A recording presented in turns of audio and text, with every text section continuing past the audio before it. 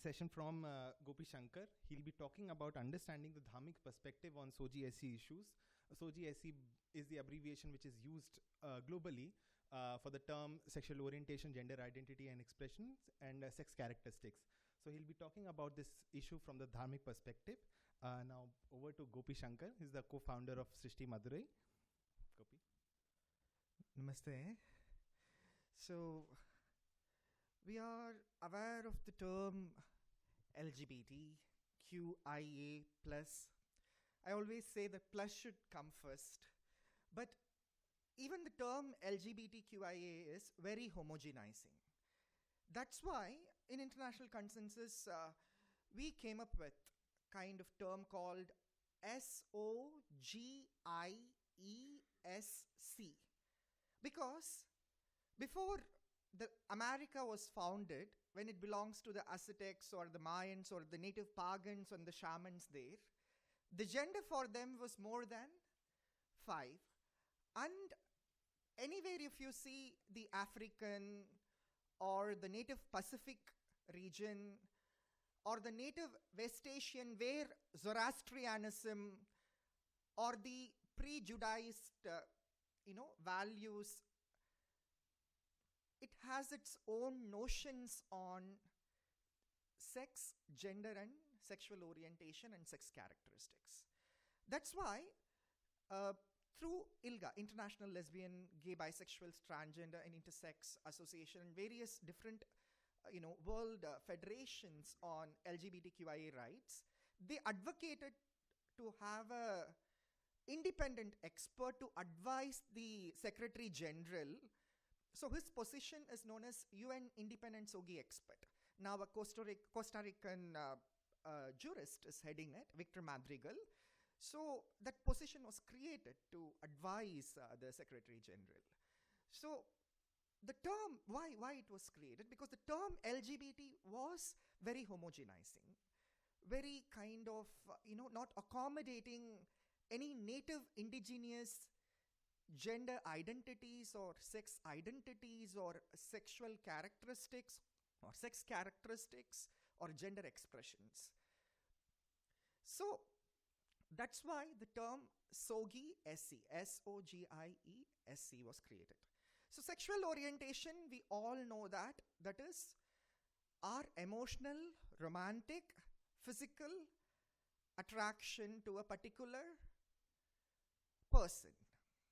Apart from homosexuality, bisexuality, and asexuality, we have more than 15 types of sexual orientations. So sexual orientation is something different. Sex identity is something different because none of us decided to be born as male or female.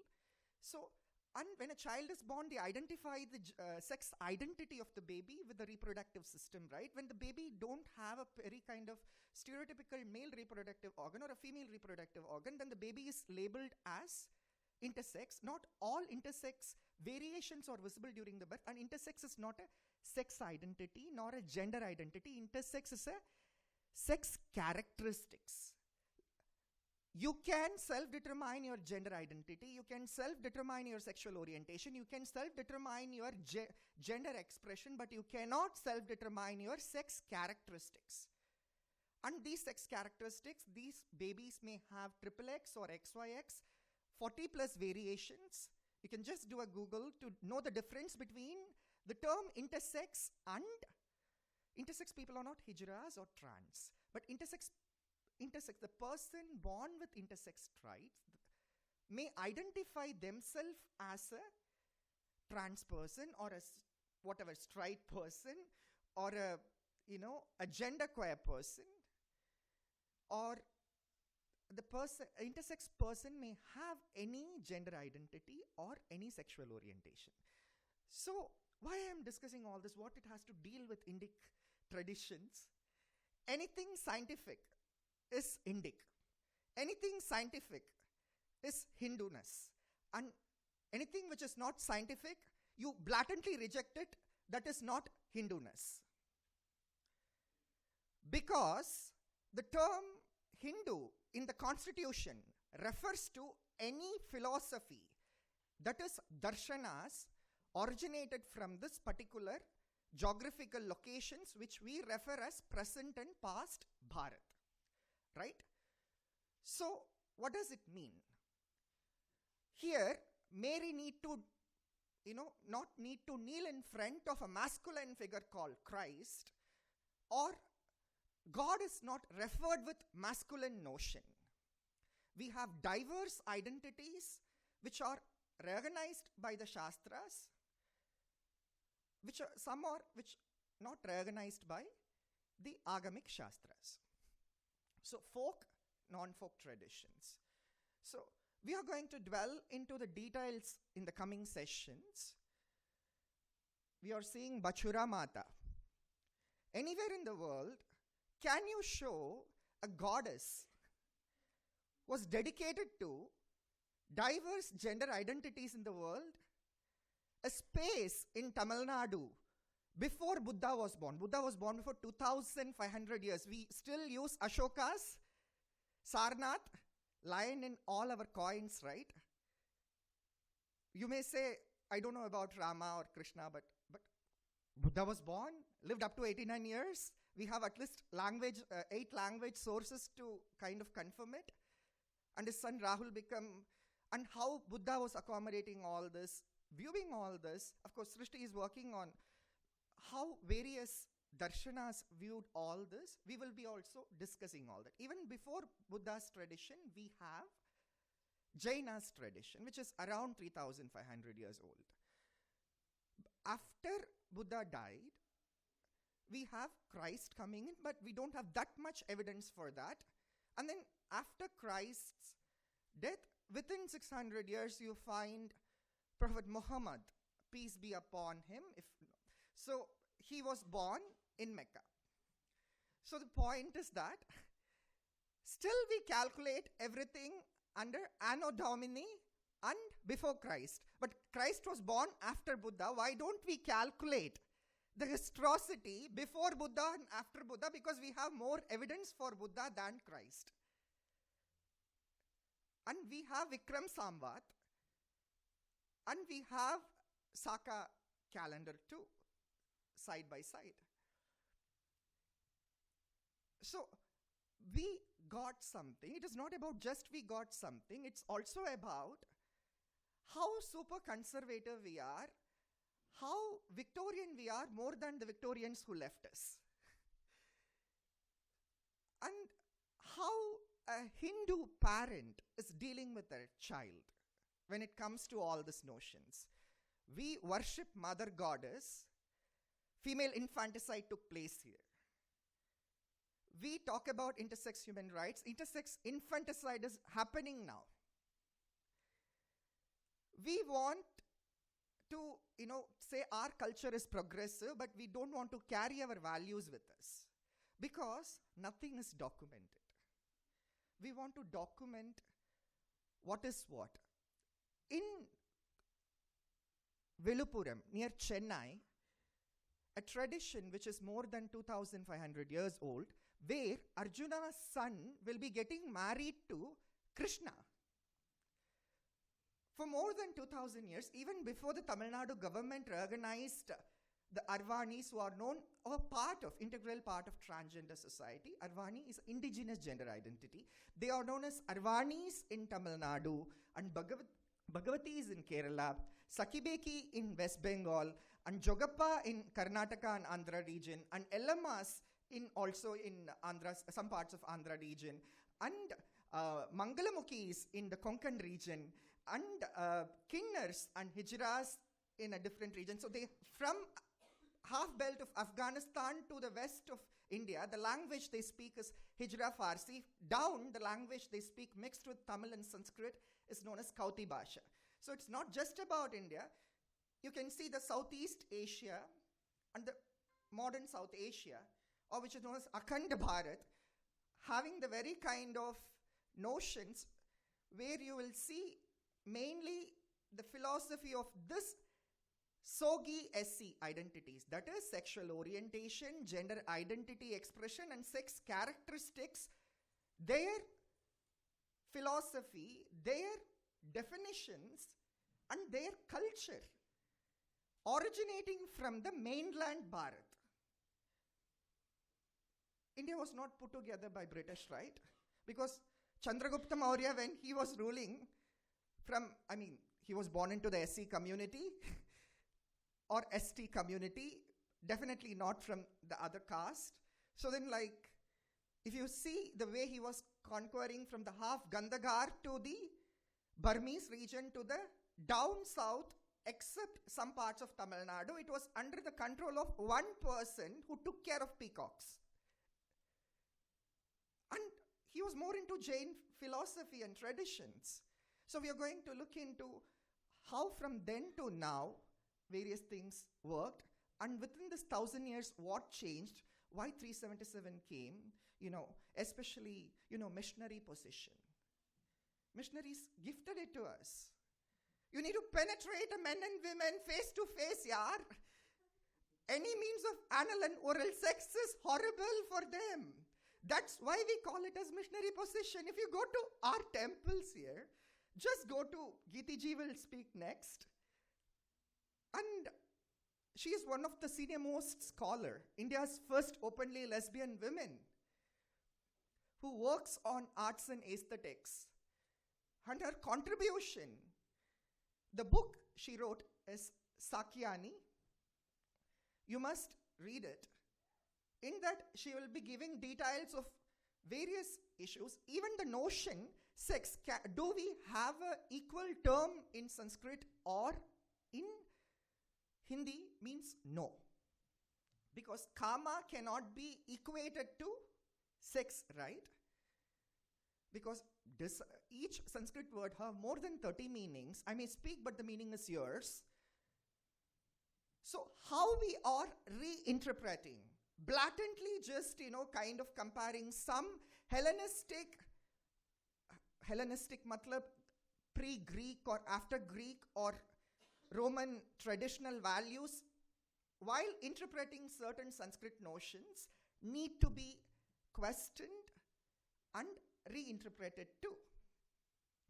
So this is the starting point for that. In this conversations, we are going to do that, to rework and rehumanize the very kind of dharmic values which we are believing in, because we don't have a theology. Thank God we don't have one book or one God concept. We have plenty of gods, and we all are gods. And we have plenty of books, not one book, and India have more than 2,000 languages, not one languages, and India have more than 25 traditional values and religions. But Hindu Dharma, it's not an organized religion. It is more than an organized religion. It's not just a way of life.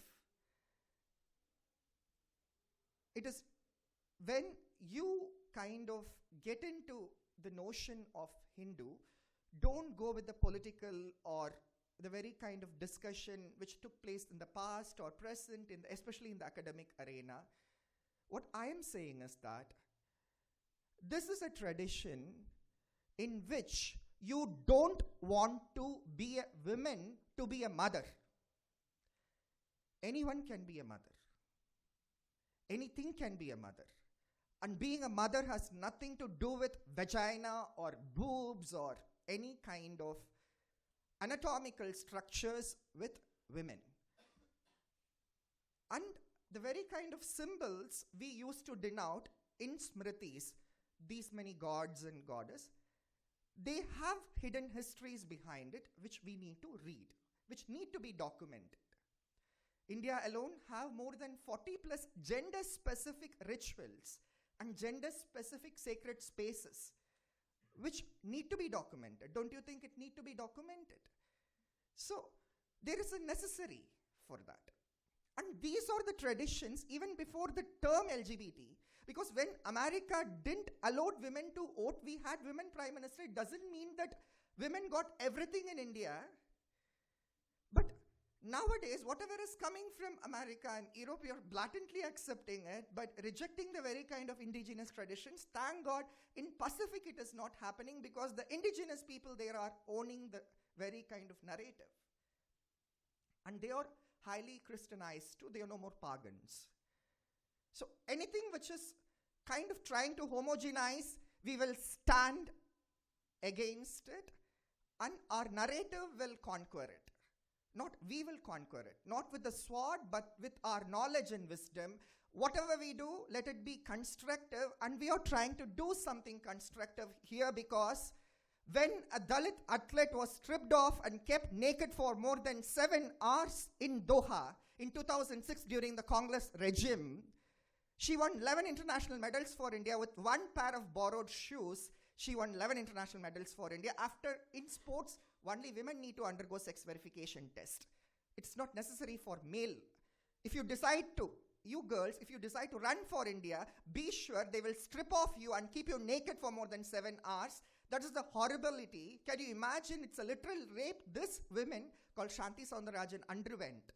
And she was kept naked for 7 hours. And when this government came in, they took the case of Shanti Soundarajan and they represented the case of Tudi Chand. We worked on it. And one of my other friend, Payoshini, worked on Tudi Chand's case. We represented the case in Court of Arbitration for Sports, because the International Olympic Committee and International Association for Athletic Federation is the one who conducts these tests. Who is a female? What is a female? Who gave the right to decide what is female to them?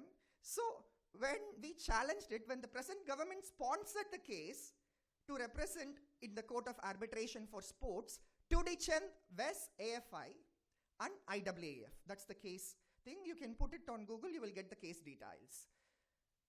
Because of India and the present government, we challenged the very kind of sex verification test policies. Because of that, Rio Olympics became the first Olympics which took place without sex verification test, in which, how many of you people know Caster Semenya? She's the very kind of like Usain Bolt, female athlete, female elite athlete. She was married to her girlfriend. I introduced her to Shanti Soundarajan because she's junior to Shanti, and she won a gold medal, her second gold medal there. And that is the very kind of work which is taking place in the ground. People who cannot wash their own plates or coming to the streets and protesting, because protest is a powerful weapon. Protest is not answer for everything, because if Baba Saheb Ambedkar would have protested, we would have not got this hyper-inclusive constitution. Yes, our constitution is inclusive, but our laws are not inclusive. We need to have a very kind of inclusive law. For that, we need to do constructive work on the ground by knowing the native values, by knowing the native tradition. Yes, we have superstition. We need to question it from our language. We don't need a European. We don't need an American to question it. Because at the end of the day, whatever we believe this land or not, we born here. We need to give something back to her. And when I mean her, she's not just a female with, whatever you reflect or whatever you imagine about. So I end with very kind of note that let whatever we do, let it be more constructive than destructive, because what we see outside is more destructive activism taking place. At a moment when I stand here and talk, people analyze my caste. My constitution is saying that? I became the first intersex person to contest an election. And for that, I had to struggle a lot. We have Ankit Bhuptani, who is running Queer Hindu Alliance. It is not a big organization, it's a very small forum. No one funds them. No George Soros, no European or American are ready to fund this cause. Whereas the Church of Sweden is investing millions of dollars. The Church of Iceland, the Protestant church is investing so much money for, the LGBT movement and Christianity. And we see a lot of radical movements involving and putting money for Islam. But then we didn't bother about, I don't even go to temple, yaar. I mean, when people come and say, oh, this is my book, I need to sleep with this book. What nonsense is this? We never had any book. Why we sleep with that book? Then there is a problem. Then there is an identity crisis where we need to come and say, stop it. Even before you have this book, we have these many traditions, and it is not necessary we need to give attendance to your temple or church or whatever you call, mosques every week. Whenever we feel like, when I'm peeing, I can pray. I can just walk like that, and I can take a sand just like this, and I can say that is Om Namah Shivaya or Om Narayanaya. That is Hindu Dharma.